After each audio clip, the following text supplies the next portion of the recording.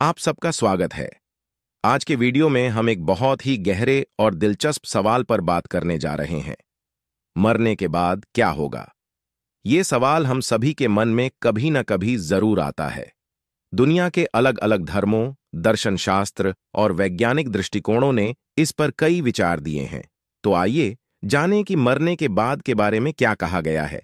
आप सभी से एक रिक्वेस्ट है, यदि वीडियो अच्छी लगे तो चैनल को जरूर सब्सक्राइब करें और सपोर्ट करें, क्योंकि हम आपके लिए बहुत मेहनत करते हैं।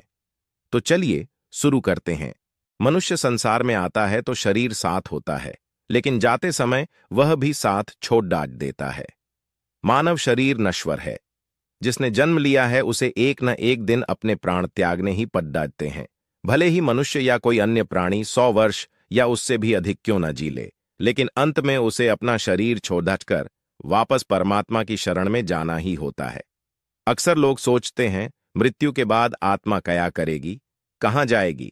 जन्म मरण के चक्र में मनुष्य अनेक बार जन्म लेता है, लेकिन हम में से किसी को उस बारे में कुछ याद नहीं। जन्म मृत्यु तो एक दूसरे के पूरक हैं, साथी हैं।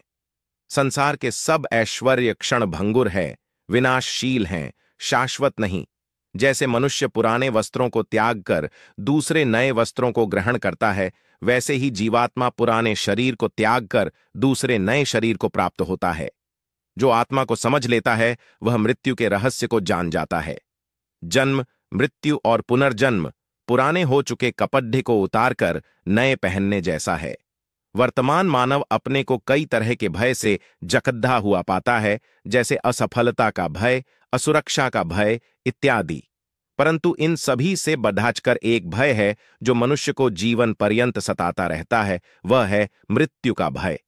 हर व्यक्ति जानता है कि जिसने भी जन्म लिया है उसकी मृत्यु सुनिश्चित है, परंतु अपने अंतिम क्षणों तक वह इस अथक सत्य को झुठलाता रहता है और उसे स्वीकार नहीं कर पाता। जीवन मृत्यु की एक धीमी, लंबित एवं सतत प्रक्रिया है। मृत्यु में वही क्रिया तो पूर्ण होती है जिसका आरंभ जन्म से हुआ है, और सही भी यही है कि मृत्यु का आरंभ जन्म से ही तो होता है। इसलिए अक्सर कहा जाता है कि अंत ही प्रारंभ है।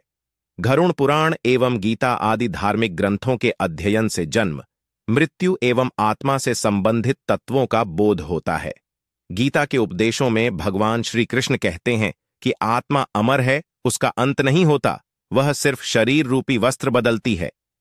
गरुड़ाच पुराण जो मरने के पश्चात आत्मा के साथ होने वाले व्यवहार की व्याख्या करता है, उसके अनुसार जब आत्मा शरीर छोड़ती है तो उसे यमदूत लेने आते हैं। मानव अपने जीवन में जो कर्म करता है, यमदूत उसे उसके अनुसार अपने साथ ले जाते हैं। शास्त्रों में वर्णित तथ्यों के कथन अनुसार अगर मरने वाला सज्जन है, पुण्यात्मा है, तो उसके प्राण निकलने में कोई पीड़ा नहीं होती है। लेकिन अगर वो दुराचारी या पापी हो तो उसे पीड़ा सहनी पड़ती है। आत्मा के बारे में सभी तत्व धर्मशास्त्रों में वर्णित हैं। इन्हें मानना अथवा न मानना व्यक्ति विशेष की इच्छा पर निर्भर करता है।